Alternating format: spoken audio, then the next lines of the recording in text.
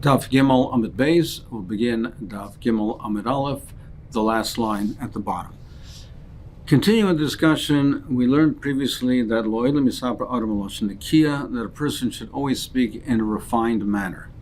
And we learned that it's not refined, it's not appropriate to use the Lashon of Harkava, of Vayirkav, in reference to a woman.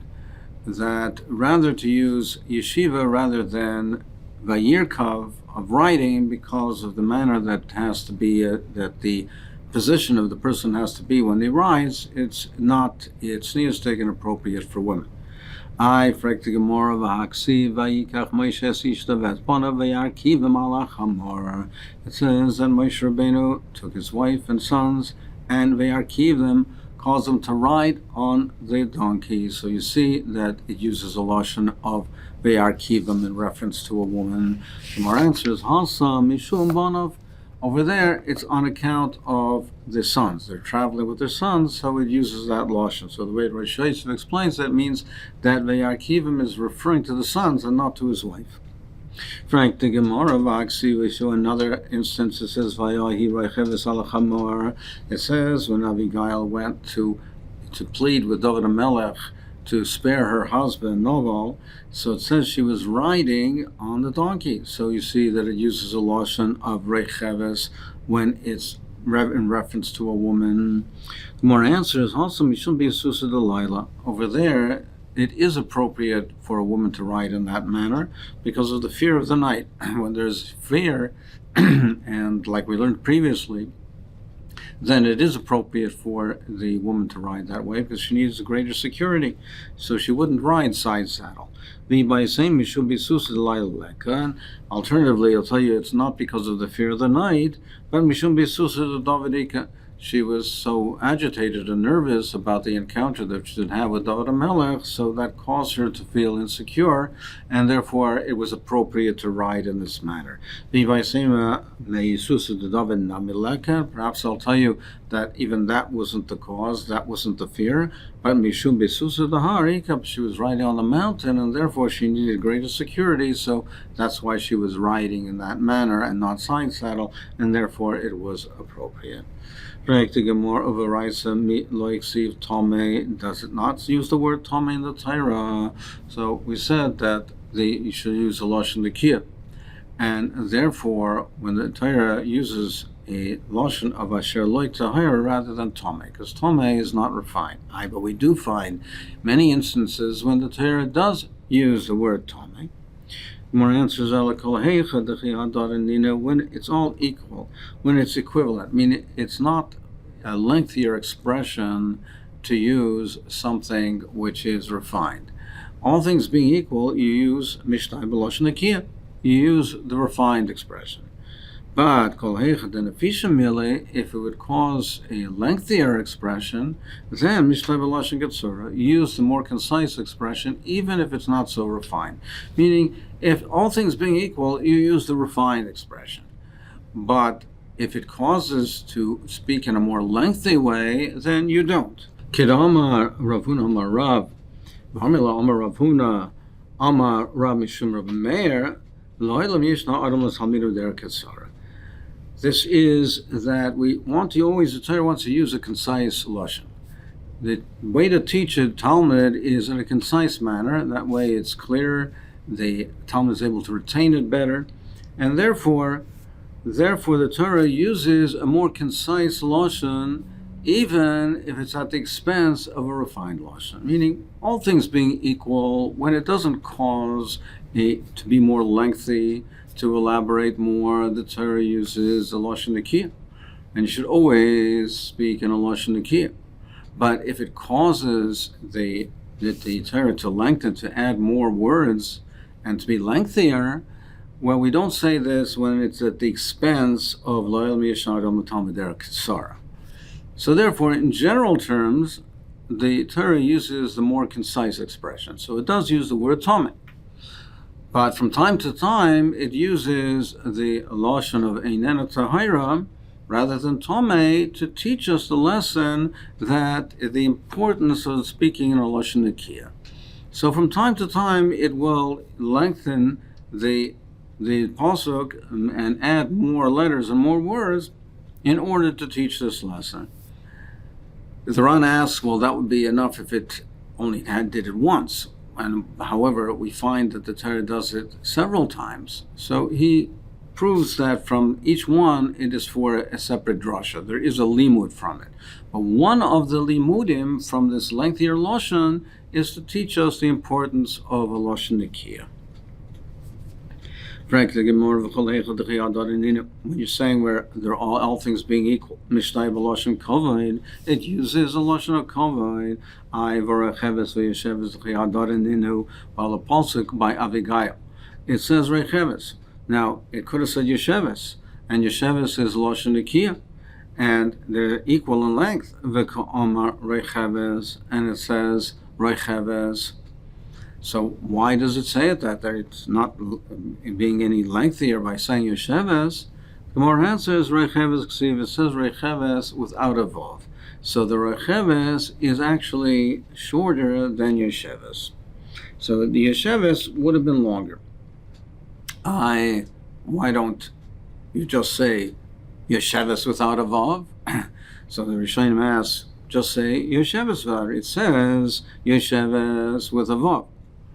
It says recheves without a vav, so recheves is shorter, and therefore it uses the lashon recheves, even though it's not the lashon of kavod. Well, just say yesheves without a vav. So Rashi says it's to teach us the importance of when it is more concise, that you use the lashon that's not kavod. If it is more concise, you choose the more concise lashon. So teach us this lesson. Taisa says that every time it says Yesheves without a vav, we make a drasha, and there's no drasha over here, so it has to say Yesheves with the vav. And Mamela Recheves can be written without the vav, and that's the more concise lashon, and that's the lashon we choose over the lengthier lashon. There were two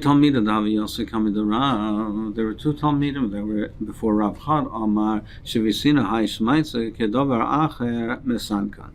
He said, this mitzvah, this learning that we had over here, tired us out like a tired chazer. And the other one said, this shmaitza, this learning, tired us out like a tired kid. And Rav did not speak to the first one because since he used the lashon of, used dover acher, he didn't say chazer, but it's a reference to a chazer, which is a dover meguna. He didn't speak to him because he thought this Talmud was speaking inappropriately and lack of kavod for the learning, so he didn't speak to him. There are two Talmidim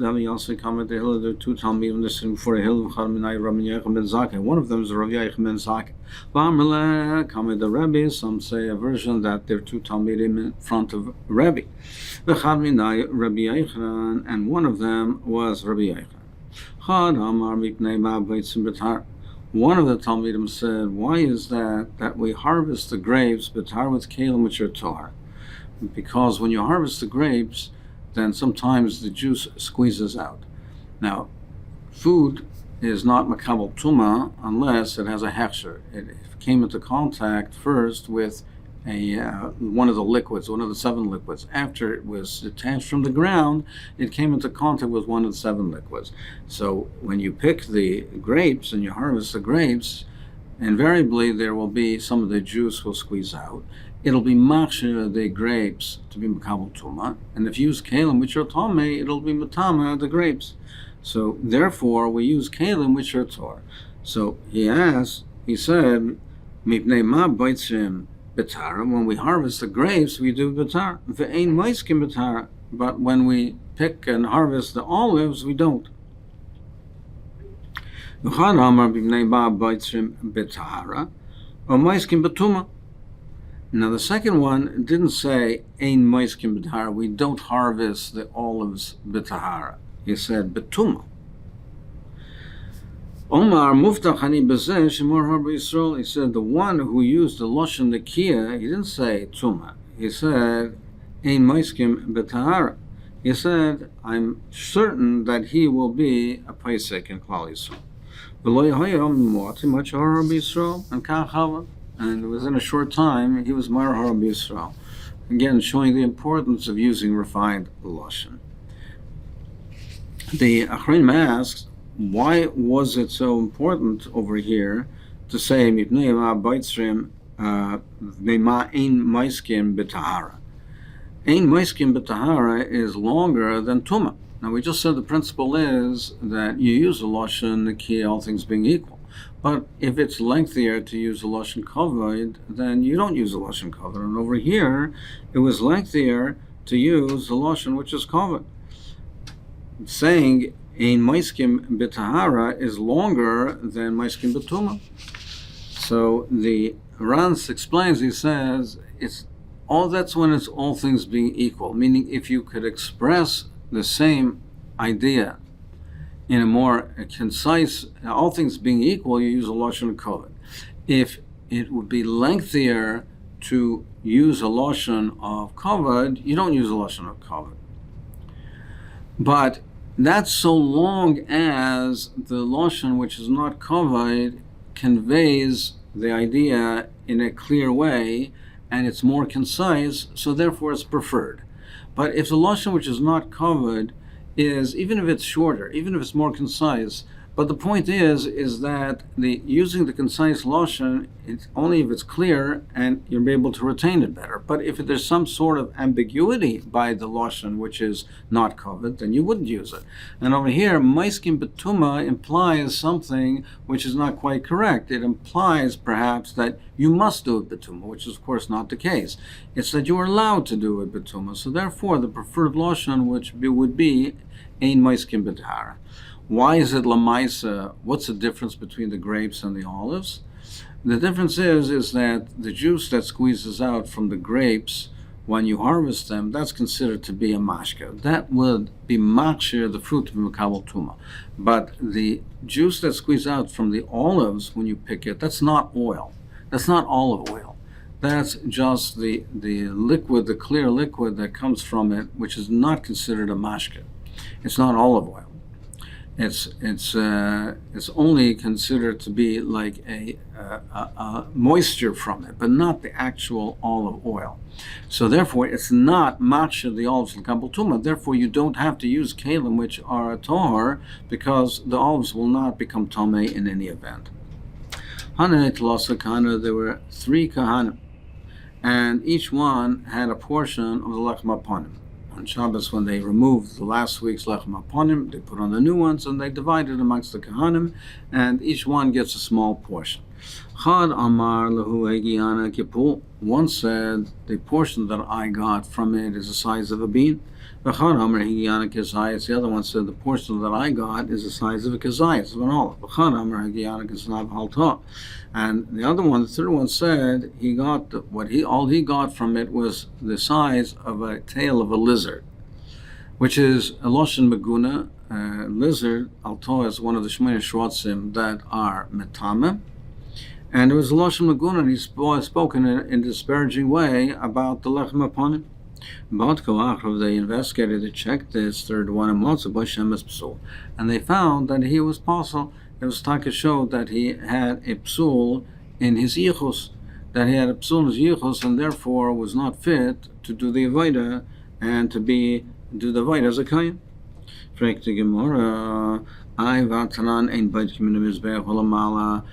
We say that you don't do bedika when you do a bedika to check if a person is a kain, if his yichus is proper, if he doesn't have any kind of psul in the family, any mamzeres, etc. Once you've seen that his ancestor did the avodah on the base of Mikdash, you don't check any further, because if he did the avodah, we can assume and rely that before he was allowed to do the avodah on the base of Mikdash, they checked it thoroughly and they saw that there was no psul over there, that he had no psul in his yichus. So over here they did the avodah. So why was there an investigation? He would be in a chazaka that he's kosher. The Gemara says, don't say that there was a psul in his yichus, that he had a character trait which was pasul. He showed gaiva. He showed gaiva, and that's what they were referring to. And therefore, because of this character trait, this psul in his character trait, he was disqualified from doing the avodah of the Beis Hamikdash.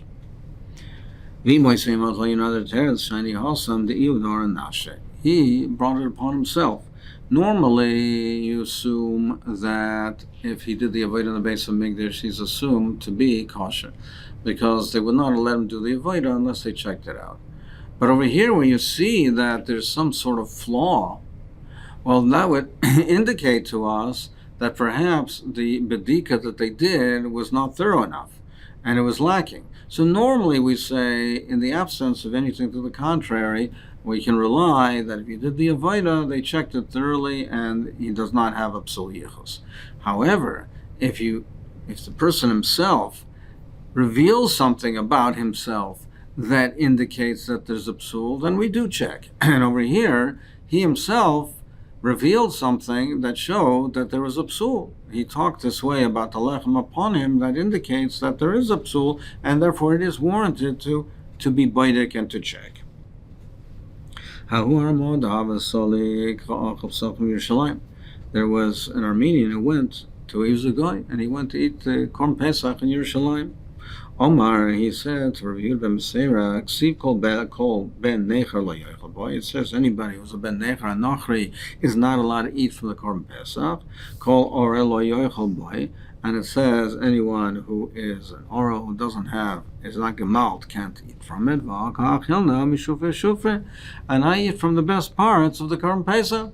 So he says, so he was boasting to him. Oh,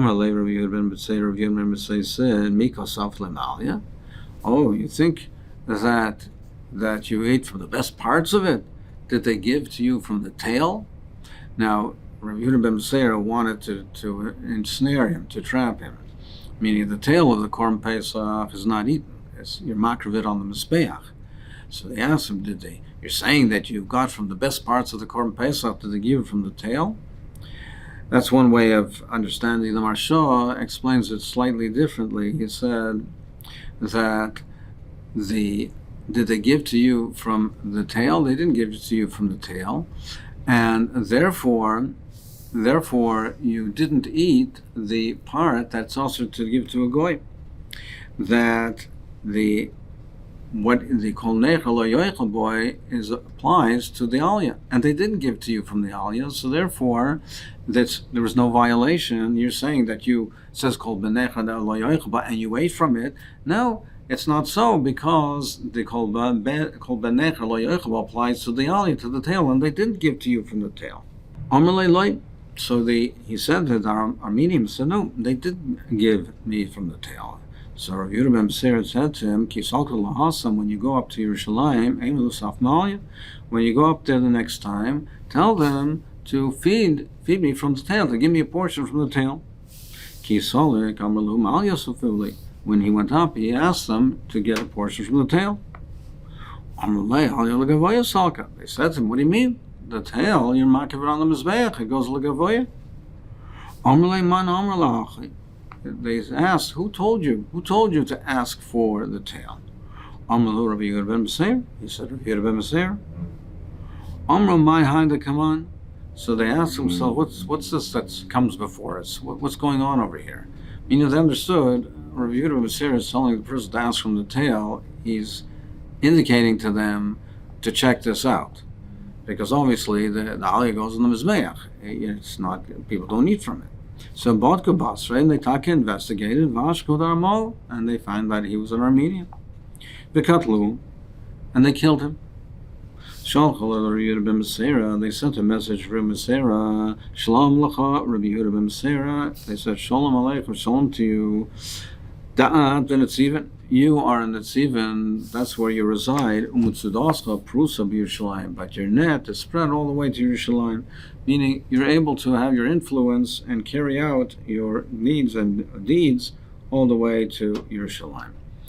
So Rabbi Yehuda ben Masechet was not able, didn't have the authority or the koyach to himself kill this person, but he was able to have this person be boida to the authorities and to indicate to them who he was, And Rav Yomi Masechet was able to carry out this execution, even though he personally couldn't do it, but his net was spread to Yerushalayim, and it was carried out on his behest, even though he was in Tzivan. The Mefarshim ask, the Achrayim ask, why was it that this guy was Chayav Misa? So it's not because he ate from the korban. It's not because he was Oyran called Benechel Yoichel Boy, because as the Rambam explains, he says that Isser is on the Yid. It's an Isser for Yid to feed to a Goy, to give it to the Goy. It's not an Isser on the Aral. So as the Kais Shurim and other Achrayim explain, they say that the Isser, the Chiyuv Misa, was for Gzela. Like what's one of the Zayin Mitzvahs B'nai Noach is Gzela, and by Ben Noach as Haras on Yomi Masechet, he was Oyran Gzela. He was not entitled to have a portion of the Korban Pesach, so there was Gzela, and therefore he was Chayav Misa. Rav Kahana Chalash, Rav Kahana was sick. He got sick. Shad Rabbanu L'Rishu B'rei Ravidi, they sent Rishu the son of Ridi to check up on him. Amrulei Zil B'doik Ma'idina. Go see what state he's in, see what his matzav is. Asav Ashkei Denach Nafshe. When he got there, he found that already was nifter. Korah Levushe. So he writes Kriya. He tore his garment. V'hadal L'Korah L'Achayr. But then the place where it was torn, he turned it to the back so that it wouldn't be visible. He didn't want to show that and shock the Rabbanim, and they would see right away that he was an Avelis. So Omrele, so when he came back, the Rabbanim asked him, Nach Nashe, the Rav Kahana, was he nifter? Omrelehu, he said, Ana loy kamina. He said, I didn't say it. Omaitzi diba huksil. Someone who speaks out something which is a bad, an evil report, he's a fool. There's another example, another variation, another example of using refined speech is also saying, not speaking out, saying something which is a mikra ra, something which is a tragedy. So he did it by way of a remez, but he didn't speak it out. It's another variation, an example of using refined speech.